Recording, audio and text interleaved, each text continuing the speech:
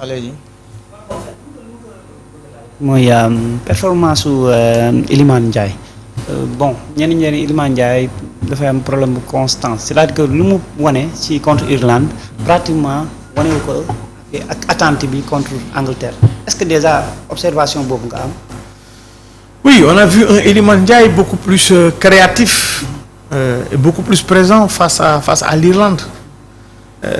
Face à l'Angleterre, c'est vrai dégguñ ko lu bari mais il faisait un autre travail mooy se replacer et aussi ses positionnements, ses relances, nu muy bouger, ses déplacements loolu aussi c'est un travail boo xam te ne peut-être ñi dañuy gis ni nit su dugalul rek joué wul mais mun na def yeneen yoo xam te ne day permettre ñeneen ñi am espace pour mun a dugal Iliman mu ngi ci benn forme bu baax mu ngi nekk di doxal nekkul di am ay moves soo ko doon noté mauvaise note en équipe nationale du Sénégal aussi c'est le contraire il est en train de montrer que c'est une valeur sûre mun na bokk ci joueurs yi nga xamante ne bii ñoom ñoo yore le lendemain de l'équipe nationale du Sénégal. waaye mais en fait est-ce que Sénégal mën na construire footballam ci Iliman wala da nga war a jàpp nañu war a miser ci collectif bi. pour moi on n'a qu'à miser sur le collectif. parce que dépendre ci benn joueur. loolu baaxul le Paris Saint-Germain gis nga leen lu leen dal dañoo dépendre seen football ci Mbappé taillé ko sur Kylian Mbappé ba mu fa jógee ñu basé ko sur le collectif avec des jeunes joueurs yoo xam te ne dañoo xiif victoire ci li ñu jël li nga xam te ne moom la ñuy wër depuis 1970 bañ ko créé ba tey maintenant pour man il faut toujours se baser sur un collectif fort loolu moo lay permettre nga am ay résultats. mais pas ci ay individualité du ñàkk nag. parce que ci joueurs yooyu dina ci am ñoo xam te ne dañuy sutante technique bi day sutante. mais ñooñu ñëpp dañu fondre ci collectif bi nga xamante ne bi suy nekk une chose individuelle day nekk luy rare et ça sera important au moment venu. mais Mbaye ba léegi en fait militaire bi ñoom gis nañu benn constance du début à la fin en fait pressing bi relance bi nu mu gaawee la place de Pape Matar est-ce que nekkul ñu ni ñu koy laam-laamee parce que mine de rien ñetti ñu fa nekk ñetti xale lañ li ñu fournir la match bi donc là. c'est bien la concurrence en équipe nationale du Sénégal. Pape Matar il a fait une bonne saison ak Tottenham donte seen classement sax baaxul mais classement bi doo ko imputer benn joueur ou ñaari joueur équipe bi yëpp la mais soo dee seet en termes de qualité de performance et de stats Pape Matar a fait une très bonne saison avec cette équipe de Tottenham maintenant nag équipe nationale toutes les places se valent en équipe nationale ku gën a prouver kooku moom mooy jouer xam naa ni Pape Thiaw nelawul parce que ñaari rencontre yi di ko xaar il faudrait que mu teg la meilleure équipe possible. parce que comme ni ma wax rek Sénégal ne peut pas se qualifier en 2018. se qualifier en 2022 et nar a perdre Euro Coupe du Monde 2026. et moom loolu dafa bokk ci objectif yi nga xam te moom lañ ko assigné. remporter la Coupe d'Afrique. wala dem ba finale d'après Ablaye Sow deuxième vice-président de la Fédération sénégalaise de football et qualifier l'équipe nationale à la Coupe du Monde. ça fait partie des objectifs assignés au sélectionneur national. mais am na ñu xalaat ni Pape Thiaw est plus osé que Aliou Cissé Pape Thiaw au moins footballam moo gën a am fluidité ñu lâché balle bi rapidement. on me dira il est plus offensif. on me dira qu'il est plus offensif. parce que des joueurs yoo xamante ne bii défenseur leen Aliou Cissé doon jouer wala piston Pape da leen replacer ci kam à l'image de Habib Diarra. Iliman Ndiaye su doon jouer ay bout de match Pape daf koy confier les clés d'un match. kon donc y a différence ba pare encore je me rappelle quand on était fële au Malawi. Au Bingu Stadium defe naa suma juumul Sénégal keroog Pape Thiaw a procédé à 5 changements te 5 changements yëpp ay attaquants lañ. waaw kon donc moom il privilégie le jeu d'attaque et loolu baax na. day wane ni ragalul. et ba mu fi nekkee ba tey aussi suñ ko seetloo Sénégal day dugal ay bu yëpp match yi day dugal. et loolu c'est bien. Aliou nga baal ma aussi mais l'absence de Sadio Mané. bon Sénégalais dañu gaaw fàtte parce que dañuy gis ni bon am nañ équipe bon Sadio.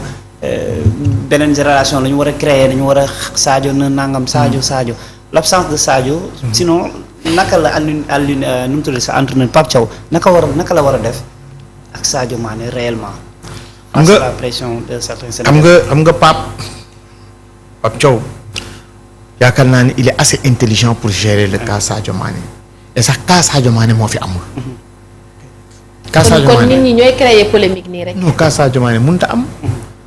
ñëwul sélection il a demandé poliment que ni du mën a ñëw sélection ñu yëkkati ci lu nekk ci 48 heures yooyu 72 heures et bañ demee après 5 jours après gis nañu Sadio Mané dafa demoon aji Makka. coow li wàcc na. et loolu nag ça fait partie des piliers de l'islam dem aji Makka. ay match amicaux la. xam na ni war na ko mën a def opportunité la. ñoom permettre nañ ko mu dem defi ci ko mais dafay dem defi ci tranquillement maintenant nag ndax Sadio su ñëwee ak affaire yooyu Sadio Mané est le leader technique de cette équipe. ça c'est clair. tant que mu ngi fi nekk c'est le leader technique de cette équipe parce que nag il l'a démontré à maintes reprises. il l'a démontré à maintes reprises ndax nit ñi dañuy fàtteek ay dañoo war a créer une équipe tel ñoom nañ dem waxi ji ko Pape Thiaw il va gagner. Et si tu veux gagner, tu es obligé de travailler avec Sadio Mané. C'est une obligation. C'est un leader. Mais parce que c'est un leader naturel. Sadio à lui seul day wàññi 40% ci équipe. À lui seul Sadio Mané ci benn terrain de football day wàññi 40% ci équipe. ñun ñoo koy wax mais joueurs yi ñoom seen bopp waxuñ ko de. parce que xam ne nekkal mooy Sadio. ils connaissent qui est Sadio Mané. Mais un joueur qui s'est classé 2e ballon d'or France Football.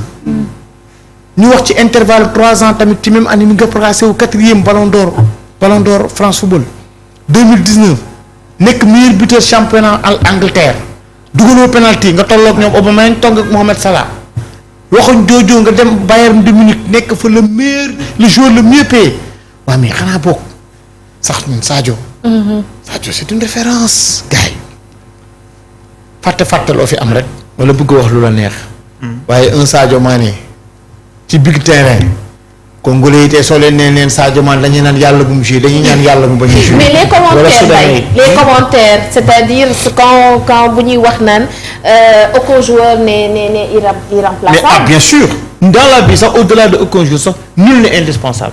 ok tey soo fi jóge woon tey dem uti ci leneen ñu teg keneen sa morom fii. ça c'est clair. nul n'est indispensable dans la vie.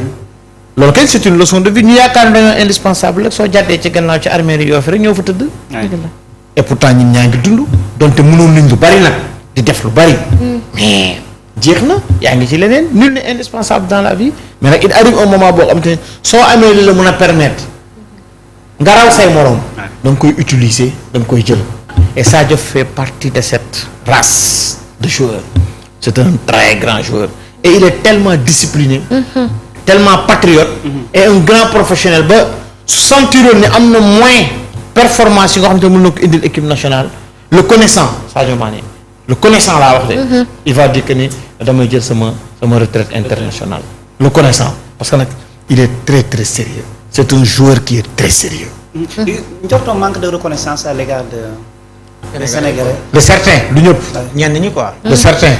bien sûr. de certains parce que on se rappelle Coupe d'Afrique bi muy blessé bu metti bu mu tëddee noonu. def choc ba pare ni. jóg joué waat waa jóg joué waat. en temps normal warul sax joué. effectivement en temps normal. suñ toppoon le protocole Sadio Mané waruloon sax joué. maanaam waruloon sax joué mais bi muy blessé dem coupe du monde bi def na lu ne pour retarder ko. def na lu ne pour retarder xool ndax war na mën a dem football ji coupe du monde bi 2022 lu ne def na ko. lu ne def na ko c'est un joueur qui ne triche pas. ñàkk tricher moo tax mu gaañu di. contre Bayern parce que leer na ko ni dans un mois dañuy dem coupe du monde.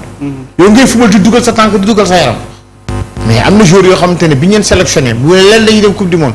dootu ñox dugal seen tànk yi. parce que yii su ma dugalee sama tànk mën nañ ma gaañ te du ma dem coupe du monde mais Sadio avec son club da doon dugal yaram di dugal tànk di continuer du jouer mel ni comme coupe du monde sax amul à la clé kooku un joueur sérieux moo koy def. maintenant nag le fait de revenir sur manque de reconnaissance. de certains je ne dirais pas des Sénégalais parce que quand on dit des Sénégalais on généralise. mais de certains. loolu nag fi lañ ko fekk de am na koo xam yow tey li ngay wax nii. bi ñu tàmbali émission bi reconnaissance la. Ajara wax ko reconnaissance la te pourtant am na ñeneen ñoo xam te ne jaar naa fa ak ñoom suñu toogee duñ ko wax mais c'est pas grave dama leen ci mere nag. dama xam ni seen xel foofu la toll. d'accord Aliou. mais ni ñu waxee naan Sadio Mané mën nañ koo remplacer wala mënuñu ko noonu itam lañ koy waxee ci Kalidou Koulibaly. ak Edouard Mendy dañu jàpp ne ñaar ñooñu moom ba tey mënuñ ko ñoo trouver ñu mel ni ñoom. mais kuñ mënut a remplacer amul.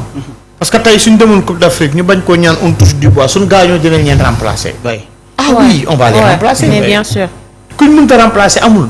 nañ nekk dans des conditions de performance waaye nag ñeneen di remplacer est-ce que am nañ seen niveau. loolu mooy la question ña leen di remplacer est-ce que am nañ seen niveau. parce que on a vu que ni équipe bi football contre Irlande bokkut ak équipe bi football contre Angleterre. am na fossé. da koo changé carrément. le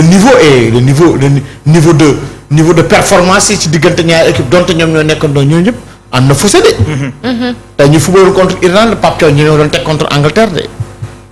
day det parce que soo dee seet à l'exception de 2 à 2 joueurs ñoom ñoo joué Iliman Ndiaye la suma juumul ak Habib Diarra ñoo joué contre l'Angleterre ñeneen ñi yëpp dañu leen changé indiwaat leen il est en train de chercher moom tamit. heureusement qu'il a eu la chance. de ne pas perdre face à l'Irlande et de gagner l'Angleterre. c'est une bonne moisson. mais lu waroon loolu Mbaye positive daf doon tester xale yi parce que ñu bees lañu dañu doon ñëw il fallait mu xool ba xam ñoom seen performance ak nañuy football yeeg yooyu noonu. oui une bonne gestion parce que xam nga dañoo soo indee xale yëpp il faut nga xool ku ci ne soo ko wooyee lan la mën a apporter.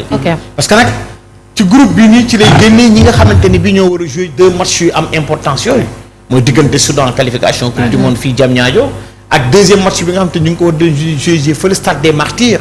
en République démocratique du Congo. bien sûr jot na am une idée de équipe bi ak ñi nga xamante ne bi jotu ñëw ko ci mel ni Sadio Mané.